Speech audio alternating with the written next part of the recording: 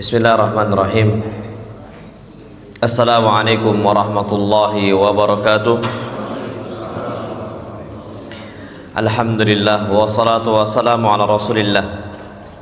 Hayyakumullah wa iyyakum musaddadanillah wa iyyakum alal khairi wal huda mahyina wa as'aluhu bimannihi wa karamihi ay yaj'alani wa iyyakum min ahli ilmi al-Qur'ani tadabbura wa fikha innahu ala kulli syai'in qadir wa bil ijabati jadir.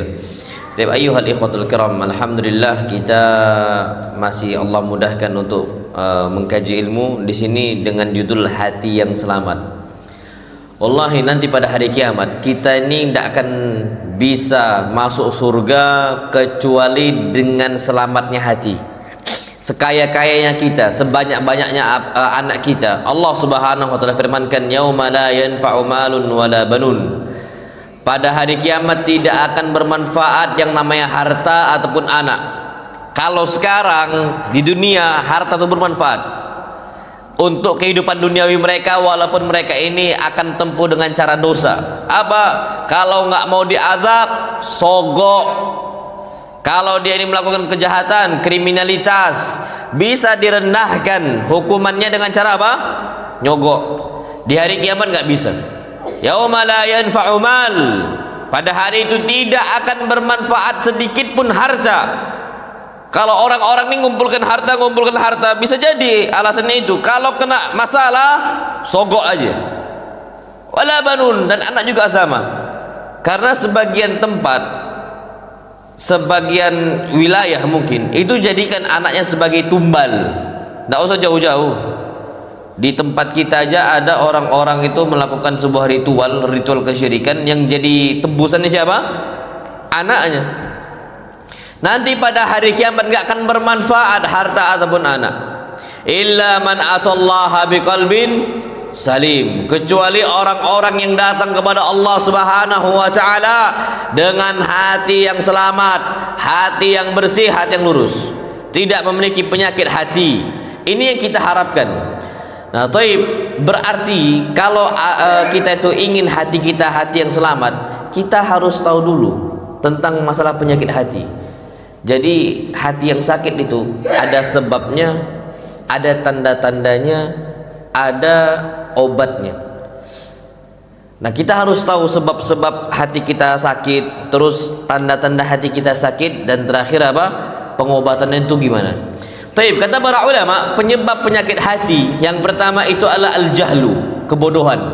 Nggak mau belajar, bantah, suka bantah aja. Ini penyakit hati nih sebabnya. Kalau orang sudah memiliki kejahilan dan dia nggak mau menambah ilmu, tidak mau mengangkat kejahilan dia, ini sampai mati pun hati dia akan sakit. Makanya orang-orang yang bebal, yang susah menerima nasihat, itu orang bodoh atau orang yang hatinya bersih? Bodoh. Orang bodoh itu susah sekali nasihatin. Antum nasihatin aja orang-orang yang narkoba, nasihatin gimana sudah, itu hatinya sakit itu. Nah, sebabnya kejahilan. Dia itu tidak mau tahu dan bahkan nggak mau dikasih tahu. Na'udzubillah. Ada tingkat kebodohan yang paling tinggi. Jahil, orang jahil, wahwa jahil annahu jahil. Orang jahil dan dia itu jahil kalau dia itu jahil gitu loh. Kalau ada orang jahil dan dia tahu dia itu jahil, itu enak. Fa'allimu, kata para ulama, ajarkan dia. Jadi orang jahil tapi dia tahu bahwasanya dia apa? Jahil. Fa'allimu, ajarkan. Yang parah, rajul jahil wa huwa jahil annahu jahil. Orang jahil, dia jahil kalau dia itu apa? Jahil, merasa saya ini berilmu. Ini ada. Nah, ini orang seperti ini musibah, afatun 'alal ummah. Musibah terhadap umat. Makanya perintah Allah Subhanahu wa taala kita harus nambah ilmu. Tinggalkan kebodohan, angkat kebodohan kita. Karena manusia-manusia ini dilahirkan oleh ibu-ibunya dalam kondisi la ta'lamuna syai'a, kata Allah. Huwallazi akhrajakum min butuni ummahatikum. Allah yang mengeluarkan kalian dari perut ibu-ibu kalian dalam kondisi apa? La ta'lamuna syai'a. Kalian tidak mengetahui apapun tentang kehidupan, tentang ilmu, enggak tahu apapun. Imam Syafi'i itu bukan orang alim ketika dia masih bayi. Imam Malik bukan orang alim ketika masih bayi, tapi dia mau berusaha ngangkat apa? kebodohan. Akhirnya hati mereka itu hati yang selamat. Nah, Allah firmankan, Masya Allah, wa minan nasi man yujadilu fillahi bighairi ilm. Dan dari manusia ada orang-orang yang membantah tentang Allah bighairi ilm, tanpa ada ilmu. Dia tolak syariat A, syariat B, syariat C. Ilmunya ada? Tak ada, sama sekali nggak ada. Terus gimana? Yang penting ngomong. Ada orang-orang kayak gitu. Yang penting ngomong dulu, dia bantah syariat Allah Subhanahu wa taala bighairi ilm, tanpa ada ilmu. Kalau tanya, siapa yang menjadi referensi engkau? Nenek moyang, kata dia. Nenek moyang. Bukan lagi kalau Allah sama apa? Kalau Rasul. Apa kata Allah? Wa yattabi'u kulla syaitanin marid. Dan dia mengikuti langkahnya syaitan yang sangat durhaka kepada Allah Subhanahu wa taala. Jadi yang pertama yang harus kita sadari, sebab kebodohan, sebab hati yang sakit itu apa? Kebodohan. Sebab yang kedua, Masya Allah, ujian syahwat dan syubhat, fitnah. Ini fitnah ini tu'radul fitan 'alal qulubi 'udan. Yang namanya fitnah itu akan diberikan untuk para hamba satu tali demi satu tali, kayak macam tikar, dikasih, ditarik terus gitu. Ini akan terus terpapar dengan fitnah. Apa kata Allah dalam surat At-Taubah? Ala fil fitnati saqatu. Ketahuilah bahwasanya mereka ini terjatuh ke dalam fitnah, habis. Makanya Masya Allah, orang kalau udahlah jahil, sibuk dengan fitnah syubhat, ini bahaya. Sibuk dengan fitnah apa? Syubhat. Sekarang nih media sosial ini ngaruh sekali. Yang penting bantah-membantah, yang penting pokoknya gitulah dia. Ini fitnah ini secara umum itu ada dua, fitnah syahwat sama fitnah apa? Syubhat. Nanti akan ana secara khususkan penyakit itu. Jadi dia tuh suka membantah, terjatuh sudah. Yang lebih parah tuh udahlah kena syubhat, kena juga apa? Syahwat. Satu tempat, Masya Allah. Ini yang berbahaya. Kemudian yang ketiga, maksiat. Secara eksplisit itu adalah syahwat tadi. Kenapa syahwat ini membuat hati itu sakit? Karena tidaklah ada seseorang yang dia itu berilmu dengan ilmu yang luas, dia ngikuti hawa nafsu dia, syahwat dia, kecuali pasti jatuh. Makanya ana sudah sampaikan kemarin ayat Allah Subhanahu wa taala, ceritakanlah wahai Muhammad tentang orang alladzi atainahu ayatina, yang kami sudah berikan untuk dia ayat-ayat kami. Fansalakha minha, ternyata dia menyimpang dari ayat-ayat kami. Ini menyimpang, Masya Allah, dan dia nggak mau mengamalkan ayat-ayat tadi, ngikuti apa? Hawa nafsu. Walakinnahu akhlada ilal ardi wattaba'a hawa. Dia ini lebih condong kepada dunia, syahwat, wattaba'a hawa, dan mengikuti hawa nafsu. La haula wala quwwata illa billah. Siapa yang ngikutin fa'atba'ahu syaitan fakana minal ghawin, dia diikuti sama siapa? Syaitan. Orang kalau udah sukanya syahwat maksiat, yang ngikutin itu syaitan. Makanya khamr, syaitan tuh seneng banget sama orang minum khamr, ngefly dan sebagainya. Kawannya siapa? Syaitan. Makanya Allah Subhanahu wa taala firmankan, wa yas'alunaka 'anil khamri wal maisir qul fihima ayat Allah Subhanahu wa taala, innamal khamru wal maisir wal ansab wal azlamu rijsun min amali syaitan. Sesungguhnya yang namanya khamr, judi, adu nasib, itu min amali syaitan, termasuk perbuatan siapa? Syaitan. Itu hawa nafsu semua itu. Syaitan itu suka betul. Nah, nanti di akhir zaman akan banyak orang-orang tinggalkan ibadahnya kepada Allah dan mengikuti hawa nafsu syahwat. Ini sebab penyakit ini. Dan bahkan Allah firmankan, fa khalafa min ba'dihim khalfun adha'us shalah. Nanti akan ada generasi setelah kita, mereka ini yang tinggalkan salatnya, wattaba'u syahawat, dan mengikuti hawa nafsu. Ini udah dipanggil untuk salat azan, dia tinggalkan. Wattaba'u syahawat, ngikuti hawa nafsu. Bisa jadi dia ini masih kerja di kantornya, cetak, dipanggil azan, nanti, masih kerja nih. Ini kata Allah SWT. wattaba'u syahawat, dan dia mengikuti hawa nafsu, fasawfa yalqauna ghayya, niscaya dia akan menemui kesesatan. Jadi sebab sakitnya hati kita itu apa? Syahwat dan maksiat. Semua maksiat, saghiratan kanat atau kabiratan, baik dosanya itu dosa kecil, maksiat kecil, atau dosa-dosa apa? Besar, ini berbahaya bagi hati kita. Ini yang menjadikan hati kita sakit. Kemudian adalah penyimpangan-penyimpangan ideologi, atau kita secara kita katakan tadi syubhat. Dan tingkat syubhat yang paling tinggi yang membawa seseorang kepada kemurtadan, murtad atau kemunafikan. Ada orang-orang ini Masya Allah jadi orang munafik dengan cara apa? Liberal. Bahkan dulu dibuat jaringan Islam liberal. Ini orang-orang munafik, mereka buat itu jaringan Islam liberal. Bahkan dari mereka dengan bangganya mengatakan ini kampus area bebas Tuhan. Ada itu. Dia katakan area kampus ini area bebas apa? Tuhan. Dengan gampangnya tulisan Allah diinjak sama mereka. Mereka mengatakan kilap, ini anjing, kata dia. Dengan gampangnya, na'udzubillah, dihinakan Allah subhanahu wa ta'ala.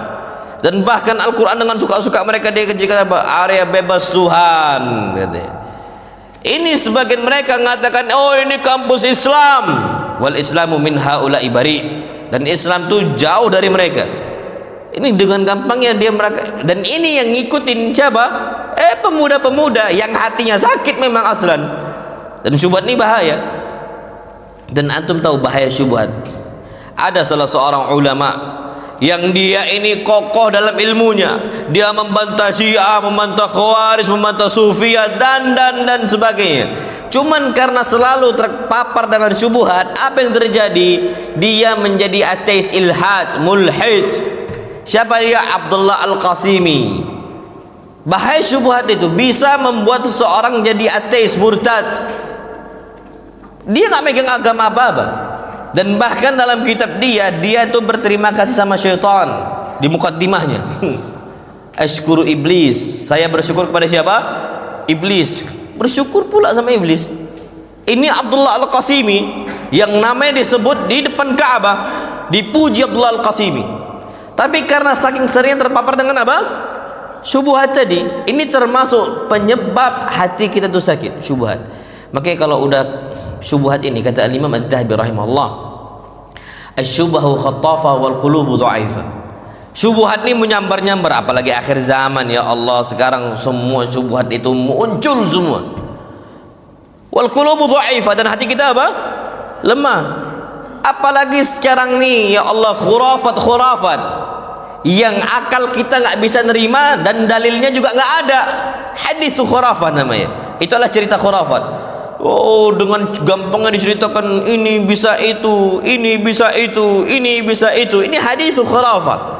Apa kata para ulama? Inilah yang bisa membuat seseorang hatinya sakit. Punya penyakit apa? Penyakit hati. Allah firmankan fi qulubihim marad. Orang-orang seperti itu di hatinya terdapat apa? Penyakit. Fazadahumullahu maradha. Maka Allah tambah lagi hati mereka tambah sakit. Kemudian sebab yang berikutnya adalah al-ghaflatu an dzikrillah. Lalai dari mengingat siapa? Allah. Ini sebab juga hati kita sakit. Tidak mengingat Allah Subhanahu wa taala. Allah firmankan, wala tuti' man aghfalna qalbahu an dzikrina wattaba'a hawah. Janganlah engkau taati wahai Muhammad orang-orang yang kami jadikan hatinya itu lalai dari mengingat kami. Karena orang kalau udah ngingat Allah, di hatinya itu enggak selalu mengingat Allah Subhanahu wa taala, yang masuk siapa? Syaitan. Makanya Allah Subhanahu wa taala firmankan tentang sifat syaitan, alladzi yuwaswisu qul a'udzu birabbin nas malikin nas ilahin nas min syarril waswasil khannas. Kita minta perlindungan kepada Allah dari keburukan bisikan al-khannas. Apa al-khannas? Al-khannas ini suka yang bersembunyi. Idza dzakara Allah Subhanahu wa taala khanasa. Kalau seseorang hamba mengingat Allah, syaitan akan apa? Sembunyi. Nah, kalau seandainya Kita ini hati kita ini lalai, yang masuk siapa? Syaitan. Maka Allah firmankan, wala tuti' man aghfalna qalbahu an dzikrina. Jangan sekali-kali dengerin orang yang hatinya kami jadikan ini lalai, nggak ngingat Allah Subhanahu wa taala. Nggak usah didengerin orang-orang kayak itu, nggak usah berteman. Kalau ada orang-orang yang sukanya main gaplek, nggak usah didengarkan. Apain? Oh, ini kan orang tua. Iya, orang tua. Tapi dia ini hatinya apa? Lalai, nggak usah dengerin. Anzikrina wattaba'a hawa.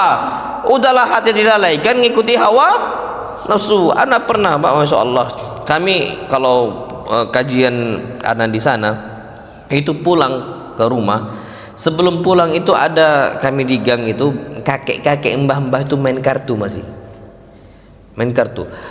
Rambutnya udah beruban, punggungnya udah mulai bungkuk, udah bungkuk, mata tuh udah rabun, udah tua, masih main apa?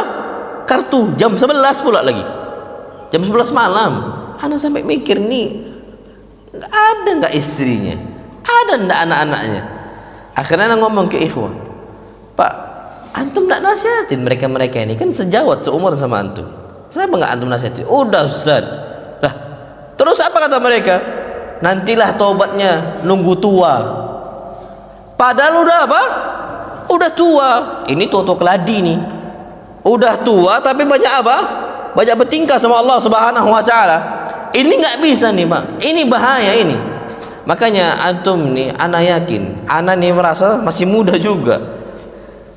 Karena kita gini, kita nggak akan sadar, kita tuh seakan-akan masih muda. Kenapa? Karena memang kita hidup di dunia ini. Nanti pada hari kiamat ketika kita sudah meninggal, ka'annahum lam yalbathu illa sa'atan minan nar. Seakan-akan kita hidup ini cuma satu saat dari siang hari. Kita ini masih kebayang Pak SD kita dulu kayak mana. Illa asyiyatan aw duhaha. Juga ada yang mengatakan seakan-akan kami hidup ini cuma satu asyiyah, satu sore saja, aw duhaha, atau sekali duha saja. Karena antum masih ingat nggak dulu ketika masih kecil? Masih, kayaknya masih baru hidup kita ini. Padahal udah umur 40 tahun atau 50 tahun, tapi sekarang kan masih sebentar. Nah ini terbukti udah tua, dia mengatakan nantilah taubatnya kalau sudah apa? Tua. Alah, tua nian itu udah tua betul, tapi masih main kartu. Nah ini ngikuti hawa nafsu, wattaba'a hawa, dan ngikuti apa? Hawa nafsu, dia kelalai dia. Nah orang-orang seperti ini itu berpenyakit hatinya. Itu sebab apa? Sakit hati kita. Kemudian apa? Masya Allah, hawa nafsu. Allah firmankan, afara'aita man ittakhadha ilahahu hawa. Maka pernahkah engkau melihat wahai Muhammad orang-orang yang menjadikan hawa nafsunya sebagai Tuhannya? Ada ini Pak.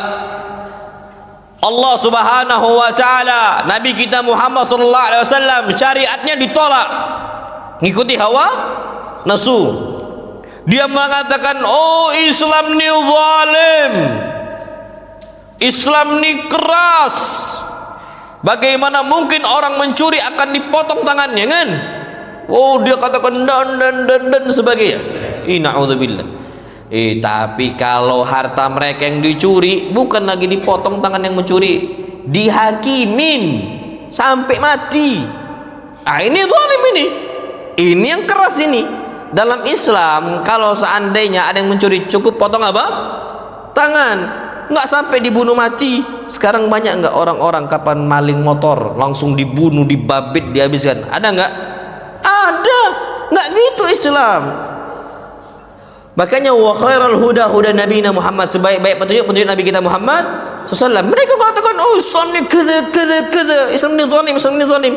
Loh, Islam yang paling baik. Kenapa dia kata seperti itu? Dia ngikuti hawa nafsu, seakan-akan hawa nafsu itu sebagai Tuhan dia. Dia tolak syariat, dia ngikuti hawa nafsu dia. Ini terjadi di mana-mana, na'udzubillah. Dan kita jangan jadi orang-orang seperti itu. Kemudian yang berikutnya adalah ar-rifqatus sayyi'ah, kawan-kawan yang buruk. Ini termasuk sebab hati kita bisa jadi apa? Sakit. Makanya kalau antum ada pergaulan yang lama yang nggak baik, yang nggak ngingat antum kepada Allah SWT, tinggalkan. Jangan berteman sama mereka. Sebelum nanti pada hari kiamat kita akan gigit apa? Jari. Nyesal. Allah SWT berfirman, wa yauma ya'addu adh-dhalimu ala yadayhi. Nanti orang-orang zalim pada hari kiamat akan menggigit kedua tangannya. Yaqulu ya laitani, dia mengatakan seandainya saya ittakhadtu ma'ar rasuli sabila, saya menjadikan rasul sebagai jalan pedoman hidup saya. Ya wailata laitani lam attakhidh fulanan khalila, seandainya saya tidak menjadikan si fulan sebagai apa? Kawan. Laqad adallani 'ani dzikri ba'da idh ja'ani, karena dia telah menjadikan saya lalai kepada Allah setelah peringatan Allah datang pada saya. Udah hijrah dilalaikan gara-gara kawan yang buruk. Ini yang membuat hati kita sakit. Jadi jangan sampai menyesal pada hari kiamat gara-gara salah pilih apa? Kawan. Ngaruh betul. Kawan nih ngaruh, ar-rufqatus sayyi'ah. Jadi kalau seandainya antum diajak nongkrong yang itu nggak bermanfaat sama kawan-kawan yang antum nggak tahu dia ini gimana orangnya, bahaya Pak, Masya Allah. Bahkan Nabi kita Muhammad mengatakan, ma min majlisin, tidaklah ada sebuah majlis, lam yadhkurullaha ta'ala fi wa lam yusallu ala nabihim, yang mereka di majlis itu tidak mengingat Allah, tongkrongan yang nggak ingat Allah dan enggak bersalawat untuk Nabi mereka sallallahu alaihi wasallam, illa yakunu alaihim hasratan yaumil qiyamah, kecuali majelis tersebut akan menjadi penyesalan untuk mereka pada hari kiamat. Antum nongkrong sama kawan-kawan semisal main futsal, kalau sama ikhwan-ikhwan insyaallah selalai-lalainya kita ini kita masih ingat siapa? Allah. Tapi kalau sama orang-orang awam, aduh, udahlah kata-katanya kasar, keluar kata-kata yang tidak baik, itu jadi kawan kita. Na'udzubillah. Almar'u ala dini khalilihi, seorang itu tergantung kawan-kawannya. Wallahu a'lam. Kemudian yang menjadikan penyakit hati kita sakit adalah aklul haram, memakan yang haram, keriba, seperti apa? Riba, wa riswah, dan juga apa? Riswah, sogok, wa ghairihima, dan selain keduanya. Kenapa Allah Subhanahu wa taala tekankan ya ayyuhalladzina amanu la ta'kulur riba adhafan mudha'afah, wahai orang-orang yang beriman janganlah kalian memakan riba. Jangan memakan riba, memakan yang hal-hal Allah haramkan. Kenapa? Itu bisa membuat hati kita ini apa? Kotor, keras. Coba antum perhatikan Pak, orang yang suka sogok dan menyogok, nasihatin aja kalau bisa. Payah nggak dinasihatin? Oh payah kali. Dia ini nggak akan ngerti kecuali kalau dia itu tidak lagi ada hukum di situ. Kalau dia seandainya nggak ada kesempatan untuk riswah, baru dia terima nasihatnya. Tapi kalau ada kesempatan susah. Makanya ada sebuah cerita, masya Allah, na'udzubillah, dia mengatakan istilahnya hakimin pejabat-pejabat yang korupsi, hakimin pejabat-pejabat yang korupsi. Ini masyarakatnya ngomong. Ada mobil bawa buah-buahan, kecelakaan, jatuh, semangkanya jatuh. Yang demo tadi ngambil apa? Semangka. Sama baik. Yang satu ada kesempatan, yang satu tidak ada apa? Kesempatan. Memang mental kita ini udah mental. Kalau seandainya ujian ini ada di mereka, sama aja. Memang kita ini harus berada di atas dakwah sunnah, sama-sama hati penyakit. Yang satu ada kesempatan, yang satu tidak ada apa? Kesempatan. Tapi kalau dua-duanya ada kesempatan, sama, kong kali kong aja orang dua itu. Ini kita karena satu dapat jatah, yang satu nggak dapat jatah, kan gitu. Yang satu marah, yang satu apa? Seperti itu. Nah ini bahaya kita. Semuanya ada kesempatan, nggak ada kesempatan jangan masuk. Karena itu membuat hati kita apa? Menjadi sakit. Kemudian masya Allah, penyebab hati kita sakit yang berikutnya adalah itlaqul basari fima harramallah. Kita lepaskan pandangan kepada hal-hal yang Allah haramkan. Lihat wanita, ya Allah, ini yang Anda sampaikan kemarin, Imam Syafi'i itu bisa lupa gara-gara lihat apa? Betis. Nah yang kita lihat sekarang ini apa? Paha, bukan lagi betis. Dada, masya Allah kata gua. Nada, coba bayangkan. Ada dada, ada rambut, aduh, nggak tertutup lagi sudah. bahkan na'udzubillah muncul manusia-manusia, wanita-wanita berpakaian tapi apa? Telanjang. Nabi kita Muhammad SAW sabdakan, makanya jahiliyah zaman sekarang lebih jahiliyah dibandingkan jahiliyah zaman dulu. Jahiliyah zaman sekarang ini ngeri, Pak. Apa kata Nabi kita Muhammad SAW? Sinfani min ahlin nar, ada dua golongan yang saya tidak pernah lihat dan mereka dari apa? Golongan api neraka. Lama orang Nabi tidak pernah lihat sama sekali. Ini dua golongan bahaya sekali, Pak, insyaallah. Nabi nggak pernah lihat, tapi dia termasuk golongan api neraka. Siapa mereka? Nisaun kasiyatun ariyat, wanita-wanita berpakaian tapi apa? Telanjang. Ada pakaian yang menerawang, pakai pakaian tapi nggak semuanya. Tadi dada nampak, paha nampak, betis nampak. Ya, makanya Pak, antum kalau mau ngafal Quran asli mondok antum. Kalau nggak mondok gitu-gitu aja. Tadi Anda katakan ngafal juz 30 hilang 30 juz. Harus mondok. Kalau mondok nggak nampak, Pak. Antum ya lurus-lurus saja, yang antum tengok ya ustadznya. Yang antum tengok ya pemandangan, yang antum tengok ya kitab-kitab. Aman. Nah, kalau keluar sedikit aja, nah sudah. Itu itlaqul basar. Kita harus tundukkan pandangan. Allah firmankan, "Kullil mu'minina yaghuddu min absarihim wa yahfadhu furujahum, dzalika azka lahum." Katakanlah untuk orang yang beriman, yaghuddu min absarihim, mereka harus tundukkan pandangan mata mereka. Wa yahfadhu furujahum, dan mereka harus jaga kemaluan mereka. Dzalika azka lahum, itu lebih suci untuk hati mereka. Tundukkan apa? Pandangan. Ana pernah astagfirullahaladzim sama abang ana waktu itu lagi liburan pulang, kami masuk mall, ada eskalator, depan kami orang Chinese,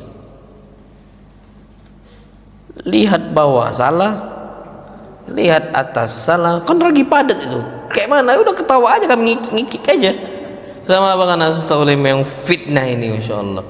Kami nggak nengok di atas, memang fitnah nih ya. Pas sudah selesai nih, eskalator selesai, kami baru agak ngangkat pandangan nih. Ya Allah, rupanya pakai nih orang Cina ini kutangnya pun nampak. Bayangin antum, itu di pelosok insya Allah nggak ada nih Pak di sini. itu di Palembang gitu Pak, di Palembang. Itu lagi Ramadan itu, lagi Ramadan. Alhamdulillah kita di pelosok kan, bersyukur antum. Jangan mau di kota Pak, musibah sudah. Di sini belum ada kan? Banyak. Oh. Sama baik. Sami mawon ya, insyaallah. Iya, banyak rupanya. Itu terjadi, Pak, Masya Allah. Jadi ngikik aja nih, ya Allah, memang musibah, memang akhir zaman nih. Memang mau nggak mau harus tundukkan apa? Pandangan. Jaga kemaluan kita, tundukkan pandangan. Antum kira oh nggak Ustaz aman, anak sudah nikah. Siapa yamin? Makanya Islam itu membolehkan orang itu untuk poligami, karena nggak cukup satu istri. Karena dia orang menikah tetap nanti akan Allah SWT berikan syahwat, fitnah syahwat. Pulang ke rumah haid istrinya, gimana? Oh enggak Ustaz, kan bisa dengan cara yang lain. Naam sahih, tapi fitnah syahwatnya apa besar. Itu yang harus antum perhatikan. Jadi kalau bisa memang perbanyaklah kita ini ngingat Allah sudah. Harus tundukkan pandangan gimana pun sudah, semampu kita. Bisa kok, tapi jangan salah ya. Pas sama ikhwan tundukkan pandangan. Tapi kalau di luar gak ada ikhwan, diangkatnya. Nah, ini masalah ini. Kalau sama ikhwan tuh ya angkat. Assalamualaikum, kefal. Ini enggak sama ikhwan, malu-malu tak jelas. Tapi kalau sama akhwat, ya Allah, sama yang di luaran sana, wanita di luar, diangkatnya pula pandangan mata dia. Ini nggak bisa nih Pak. Kita harus apa? Harus nundukkan pandangan mata kita dengan cara-cara yang Allah jelaskan. Makanya Masya Allah, kalau nggak sengaja nggak apa-apa. Itu naam, nikmat, Masya Allah.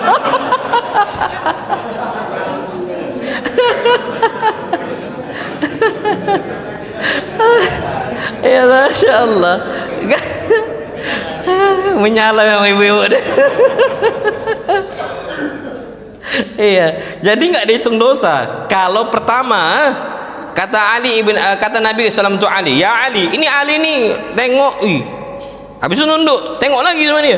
Nabi langsung ingatkan, ya Ali, la tutbi'in nadratan nadra, jangan ikuti pandangan pertama dengan pandangan kedua, cukup sekali saja. Fa innalakal ula, halal bagi engkau yang pertama, walaysa lakat tsaniyah, dan haram bagi engkau yang kedua. Oh kalau gitu Ustaz, biar halal terus, jangan tundukkan. Biar sekali aja gitu nih kan. Nggak boleh, harus tundukkan, cepat tundukkan, karena yang halal itu yang cuman pertama. Ya nggak sengaja, ya wajar lah nggak sengaja. Dan masya Allah, Fadl ibn Abbas, Fadl ibn Abbas ini saudaranya Abdullah ibn Abbas. Fadl ibn Abbas pernah digonceng Nabi kita Muhammad SAW. Ada salah seorang wanita, gadis cantik masya Allah, minta fatwa, turunlah Nabi sama Fadl ibn Abbas. Ini wanita Khath'amiyah, wanita dari Khath'am, cantik masya Allah. Wanita Khath'am nih kapan kena matahari wajahnya itu langsung merah. Nah kalau orang kita kena matahari gosong. Ini wanita Khath'am kena matahari langsung merah, saking cantiknya dia masya Allah, putih betul wanita Khath'am. Akhirnya minta fatwa Fadl ibn Abbas nih, ya karena cantik nih wanita Khath'am, cantik Khath'amiyah, makanya cadar itu tidak wajib. Karena tadi kasusnya wanita Khath'am nih dilihat sama Fadl ibn Abbas memang nggak pakai apa, cadar. Karena Nabi SAW tahu di Fadl ibn Abbas masih muda juga, lihat ini ya akhwat, dipalingkan sebenarnya. Fasarafa wajhi Rasulullah SAW, maka Rasul langsung memalingkan wajah saya dari pandangan mata dia, dari pandangan wajah dia, dipalingkan. Tunduk lagi, tak sengaja ketengok lagi. Nabi tahu SAW, dipalingkan lagi. Udah tunduk dia Fadl ibn Abbas, tadi nggak sengaja lagi, ketengok lagi, 3 kali dipalingkan oleh Nabi kita Muhammad SAW. Berarti menunjukkan kalau seandainya tak sengaja, tundukkan. Karena memang gitu Pak, memang ada kondisi wanita-wanita yang cantik ini memang nggak sengaja kita tengok, memang tak kenapa keangkat lagi. Ya Fadl ibn Abbas kan kejadian wanita Khath'am jadi cantik, jadi memang ada aja wanita-wanita itu cantik dan itu menimbulkan apa, fitnah. Nah kita harus tundukkan pandangan mata kita sebisa kita. Na'am wallahu alam bissawab. Kemudian yang berikutnya adalah yang membuat hati kita sakit adalah al-ghibatu wan namimah, ghibah dan juga apa, namimah. Ghibah ini kata Nabi kita SAW, dzikruka akhaka bima yaqra, engkau menyebut tentang saudara engkau dengan apa yang dia enggak suka, itu ghibah. Yang kedua namimah. Namimah ini adu domba. Ini bahaya sekali nih namimah. Adu domba. Datang ke A dengan satu cerita, datang ke B dengan cerita yang lain, dibenturkan biar A benci sama yang apa? B. Ini kata para ulama dzul wajhain. Orang punya dua wajah. Ada orang gitu. Datang, "Oi, antum tahu si B bicara antum." Nanti datang ke B. Tadi ana baru bicara sama si A, ngomongin antum. Ada yang gitu. Padahal dia yang ngomporin. Sudah bertengkar akhirnya A sama siapa? Sama B. Kalau mau negara ini rusak, negara mana saja rusak, yang pertama kali dibuat oleh mereka propaganda namimah, adu domba. Habis. Rakyat benci pemimpin, pemimpin benci apa? Rakyat. Ini namimah terbesar. Dia datang ke A, tahu nggak kamu A gini. Datang ke B dia, tadi baru aja, padahal dia ngumpurin. Makanya ulama zaman dulu ketika datang orang yang membawa berita namimah, apa kata dia? Rahimallahu fulanan, semoga Allah merahmati fulan dan semoga Allah menyiksa engkau. Itu hebat orang salaf zaman dahulu. Kalau kita ini enggak terlalu mudah untuk terpancing dengan apa, namimah. Makanya kata Nabi kita Muhammad SAW, la yadkhulul jannata namam, tidak akan masuk surga orang yang apa, hobi namimah. Bahkan disebutkan dalam sebuah hadis, Ibn Abbas mengatakan, marran Nabiyyu sallallahu alaihi wasallam ala qabrain, Nabi melewati 2 kuburan. Faqala innahuma la yu'adzaban, 2 kuburan ini sedang diazab penduduknya. Wa ma yu'adzabani fi kabir, dan keduanya tidaklah diazab karena hal yang berat kali, enggak hal yang remeh. Amma ahaduhuma fakana la yastatir minal baul, yang salah satunya itu karena dia itu tidak membersihkan tubuh dia ketika apa? Kencing. Wa ammal akhar, dan yang satunya tadi fakana yamshi bin namimah, dia jalan dengan namimah, adu domba, suka adu domba, naudzubillah. Itu yang berikutnya terakhir, sebab hati itu sakit adalah al-insyighalu bid dunya, sibuk dengan apa? Dunia, cinta dunia, hubbud dunya, wa ja'luha julla hammihi wa qasdihi, dan dia jadikan dunia ini sebagai ambisi terbesar dia dan tujuan hidup dia. Astaghfirullahaladzim. Dunia ini kecil, remeh. Nabi kita Muhammad sallallahu alaihi wasallam bersabda, "Man kanatid dunya hammahu." Siapa yang dunia menjadi ambisinya, farraqallahu syamlahu, Allah akan sulitkan kehidupan dia. Sekaya-kaya dia, asli urusannya Allah cerai-beraikan, Allah sulitkan. Wa ja'ala faqrahu baina ainai, Allah jadikan depan mata dia itu cuma kemiskinan, kurang, akhirnya hati dia sakit. Selalu merasa apa? Kurang. Sebanyak-banyaknya uang yang dimiliki, harta yang dia punya, tetap merasa kurang. Apalagi Allah jadikan urusannya tercerai-berai, lembur terus, lembur lagi, nggak selesai.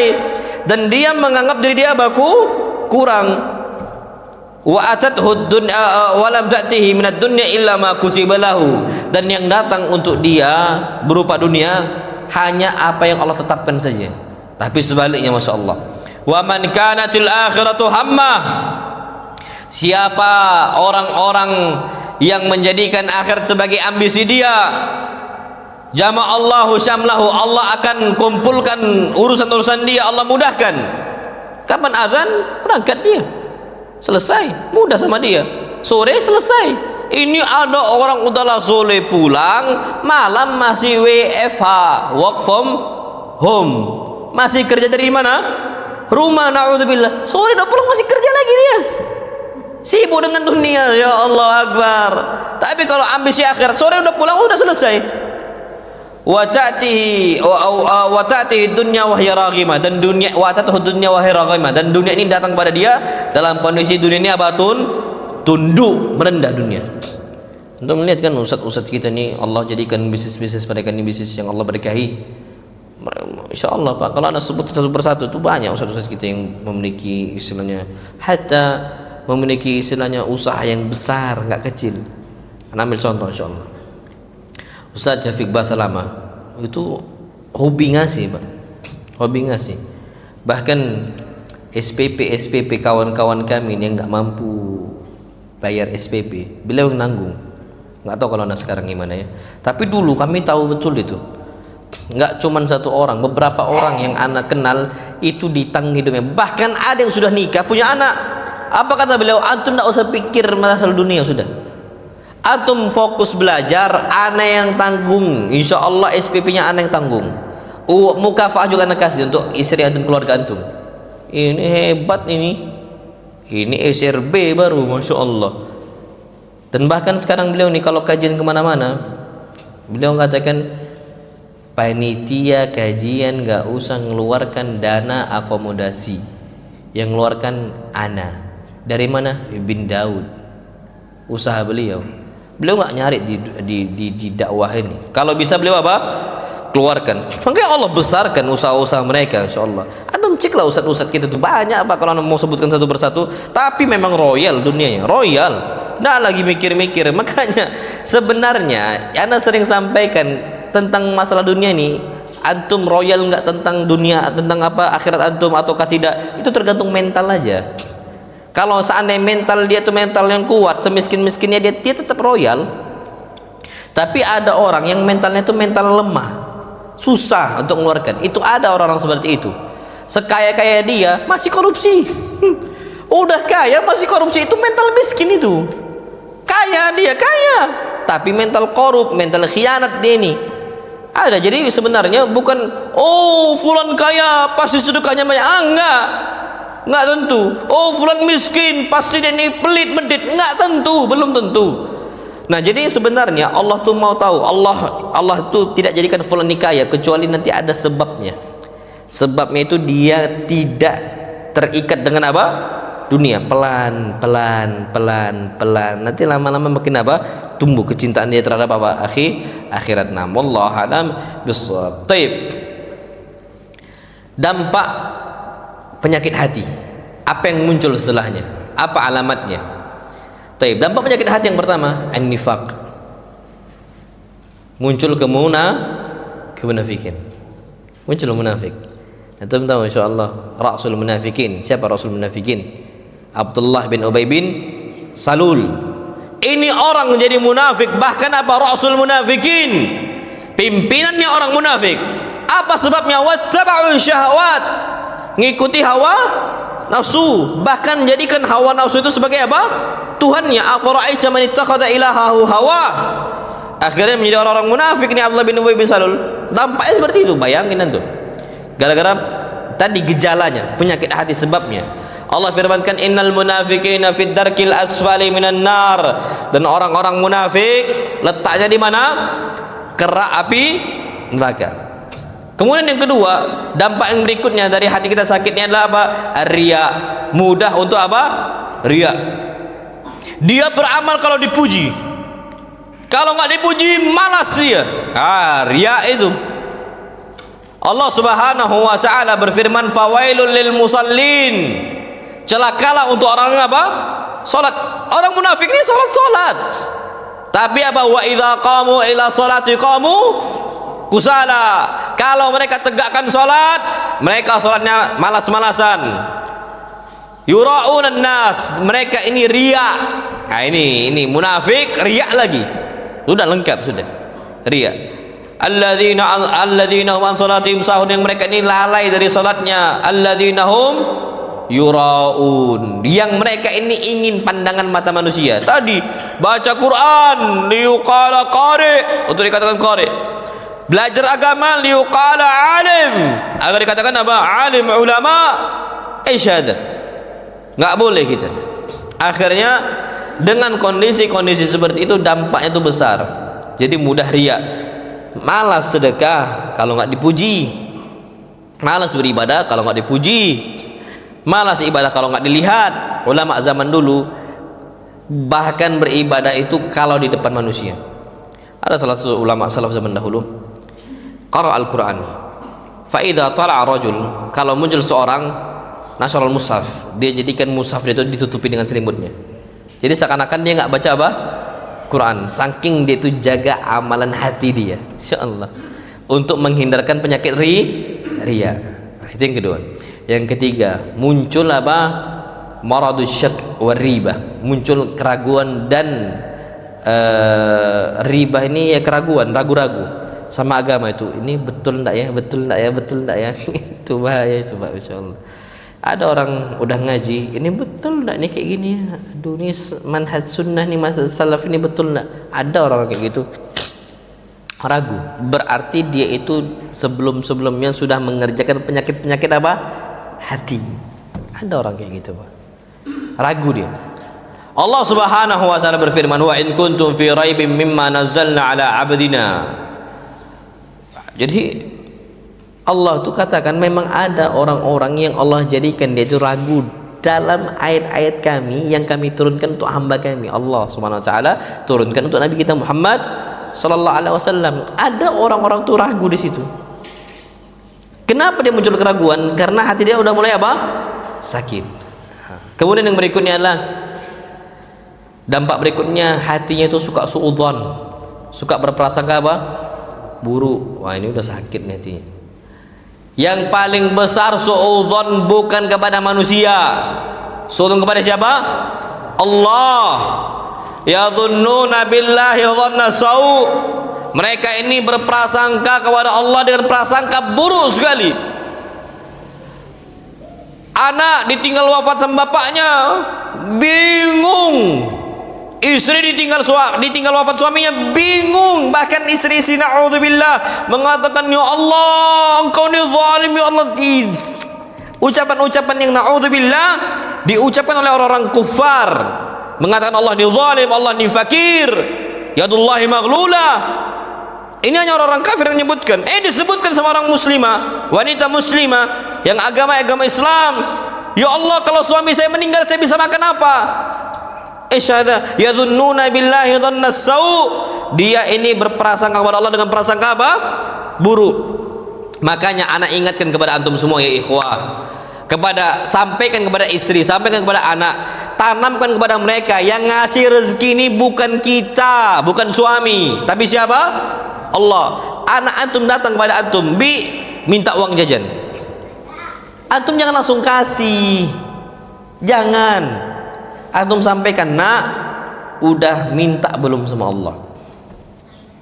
Minta sama Allah, iya, minta sama Allah, doa, ya Allah saya pengen uang 2000 jajan. Minta sama Allah. Minta dia, sudah minta. Udah doa, sudah. Taib, ini abi kasih karena izin dari Allah. Kalau Allah nggak ngizinkan, abi nggak akan bisa kasih. Nanti dia akan tertanam bahwasanya yang ngasih rezeki itu bukan bapaknya, tapi siapa? Allah. Meninggal nih bapaknya, dia nggak akan mengatakan Allah ini zalim dan sebagainya. Dia tahu yang ngasih rezeki itu Allah. Ada bapaknya ataupun tidak ada. Sekarang lihat anak-anak yatim, makan nggak anak-anak yatim? Makan. Ada nggak bapaknya? Nggak ada. Yatim piatu, ibunya tak ada, makan dia. Siapa yang ngasih rezeki? Allah. Alam yajidka yatiman fa'awa. Wahai Muhammad, bukankah engkau ni yatim, maka kami kasihkan engkau naungan. Insyaallah. Jadi antum jangan sampai suudzon sama Allah. Yadhunnuna billahi dhanna sau. Suudzon ini bahaya, apalagi dalam bentuk apa? Sugesti. Sugesti ini suudzon nih, sugesti buruk. Ana ambil contoh. Jangan makan kambing. Nanti apa? Kolesterol, darah tinggi. Nggak ngaruh, Pak. Kambing ini berkah. Kambing apa? Berkah. Bahkan apa kata Nabi kita Muhammad SAW untuk Ummu Hani? Ummu Hani ini wanita. Ya Ummu Hani ittakhidhi ghanaman. Wahai Ummu Hani, peliharalah apa? Kambing domba. Masya Allah, Ummu Hani ini wanita. Jangan kalah sama wanita. Wanita zaman dulu punya apa? Domba. Antum? Adu domba. Pelihara domba. Kenapa? Berkah dari Allah Subhanahu wa taala. Allah berkahi domba itu. Makan susunya, masya Allah. Susu sapi sama susu kambing lebih mana bagus? Kambing, susu kambing. Dagingnya masya Allah, daging sapi sama daging kambing mana lebih bagus? Kambing. Yang buat kolesterol itu daging sapi. Naam, daging sapi, bukan daging apa? Kambing. Tanyalah dokter kalau nggak percaya. Tapi memang daging kambing ini kadang-kadang di kita dibuat santan, dibuat apa lagi, jadi pengolahan yang salah. Kalau daging kambing ya Pak, antum kasih anak daging kambing, anak makan, ya kan? Jadi jangan sampai takut kalau nggak bisa. Ini tuh suudzon kepada Allah. Ini daging sapi dimakan. Daging sapi memang dimakan halal. Cuma maksudnya tuh orang tuh kemakan sama sugesti apa? Buruk. Jangan makan kambing kita. Dan bahkan antum tahu bahaya sugesti buruk nih. Nabi kita Muhammad SAW datang jenguk laki-laki yang sudah tua, mbah-mbah, lagi sakit dia. Nabi SAW katakan, naba asatahurun, insyaallah nggak apa-apa, ini adalah penggugur sebagai apa? Dosa insyaallah.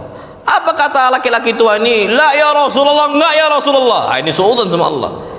Human tafur, ini demam yang tinggi sekali, ala syekhin kabir, yang menimpa laki-laki yang sudah tua, tuziruhul kubur, yang siap dibawa kemana? Kuburan. Nabi kaget lah, didoakan malah gitu. Apa kata Nabi? Idzan fan'am, kalau engkau seperti itu, insya Allah engkau siap dibawa ke kuburan. Nabi keluar sampai pintu langsung apa? Meninggal. Bahaya nggak sugesti buruk? Bahaya. Makanya dokter kapan memvonis pasien, dia nggak akan ngomong di pasien tadi, dia ngomong ke siapa? Keluarga. Pak, Bu, maaf, keluarga bapak sakit ini kemungkinan nggak akan hidup kecuali sampai berapa bulan lagi, tapi tolong dijaga ya, gitu, disiapkan gitu. Karena kalau disampaikan nanti, Pak, hidup bapak 4 bulan lagi, langsung mati itu nanti. Langsung ngedrop dia kan, nggak siap. Ini sugesti. Bahaya nggak sugesti buruk? Bahaya. Nah kita ini harus tanamkan sugesti-sugesti yang baik. atau namanya husnudzon. Nah, kalau sama manusia nggak boleh suudzon, apalagi sama siapa? Allah. Tanamkan itu, Pak. Nggak nyantai aja, semua itu ada Allah. Semua itu ada apa? Ada siapa? Allah Subhanahu wa taala. Tapi yang kemudian yang berikutnya, kalau orang udah punya penyakit punya penyakit hati, dampaknya apa? Mudah hasad. Mudah apa? Hasad. Dan ini yang kita minta perlindungan kepada Allah, wa min syarri hasidin idza hasad. Kami berlindung kepada Engkau ya Allah dari keburukan hasad dari orang yang pendengki. Ini bahaya, Pak. Naudzubillah. Orang memiliki kelebihan. Makanya insyaallah anak itu nggak pernah, walhamdulillah sampai detik ini, walhamdulillah ada orang di atas sana. Anak tuh berusaha kalau bisa kita di atas sama-sama. Yang 5 menit lagi, Masya Allah. Belum ilaj amradil qulub, belum pengobatan penyakit apa? Hati. Nggak apa-apa lah insyaallah hari lain waktu. Yang di atas tuh jangan tarik ke bawah.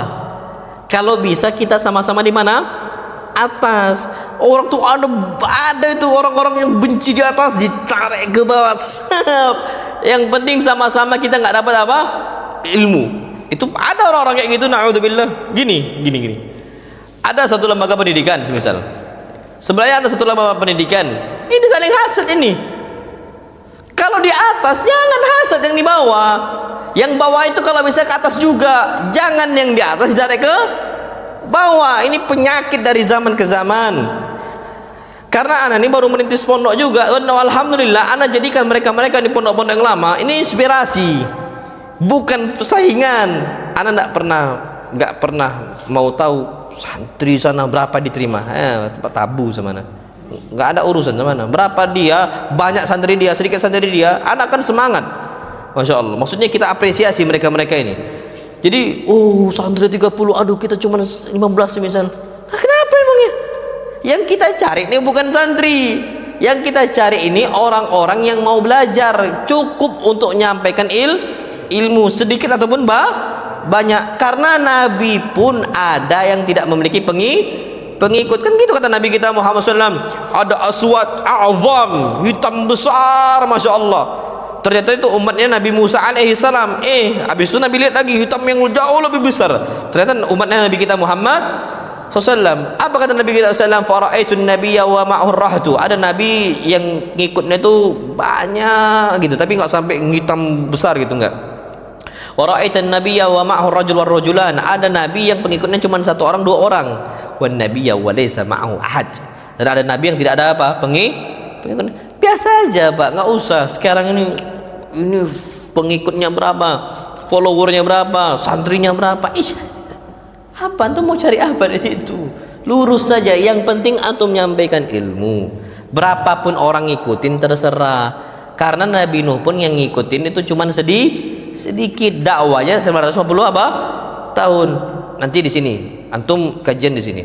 Nggak usah antum fokus ke masjid-masjid yang lain. Sana banyak pengikutnya. Nggak usah. Antum fokus saya ke masjid ini. Nanti kalau udah ada hasad, wah ini jamaahnya pindah ke sini semua, antum nggak usah hiraukan, sudah. Antum yang penting fokus. Banyaknya antum bersyukur, sedikitnya juga bersyukur. Fokus saja dakwah. Jangan sampai masuk penyakit hati hasad nih, bahaya. Wallahi bahaya. Fokus saja. Kalau udah masuk nanti hasad, biasanya muncul berikutnya apa? Al-kibr wal ujub. Merasa apa? Sombong. Dan bahkan merendahkan orang lain. Al-kibr wal ijabu bin nafas. Dia merasa sombong dan merasa apa? Merasa bangga dengan diri dia. Wahtiqarul akharin, merendahkan yang lain. Nah, lihat nih kan, jamaah kalian itu lari ke kami. Nggak, ini suatu hal yang nggak usah diucapkan. Wal istihza' bihim, bahkan direndahkan. Sudah fokus saja dengan dakwah kita. Kalau kita ini nggak usah ada hasad-hasadan, sudah. Ada yang ikut, alhamdulillah. Masjid sana pindah nanti ke masjid kita nih, alhamdulillah. Nggak ada masalah. Karena kita ini fokus yang penting menyampaikan sunnah Nabi kita Muhammad Sallallahu Alaihi Wasallam. Gitu aja. Ada ngikut yang banyak, alhamdulillah. Nanti tak ada pengikut, ya sudah. Ada masalah, bersyukur kepada Allah Subhanahu wa Ta'ala. Naam. Ilaj amradil qulub, pengobatan penyakit hati ini nggak bisa ngebahas. Insyaallah kita bahas pada pertemuan yang lainnya insyaallah. Nah.